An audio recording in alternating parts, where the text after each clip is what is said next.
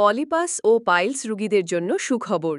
শিল্পী পাইলস চিকিৎসালয়ে বিনা অপারেশনে সম্পূর্ণ ব্যথামুক্ত অবস্থায় ও স্বল্প খরচে ঔষধের মাধ্যমে নাকের ভিতরের পলিপাস এবং অর্শ, পাইলস, ফিস্টুলা, অ্যানাল ফিসার, গুটি গেজ, মলদ্বার দিয়ে রক্ত পড়া, জ্বালা যন্ত্রণা করা রোগীদের সুচিকিৎসা করা হয়।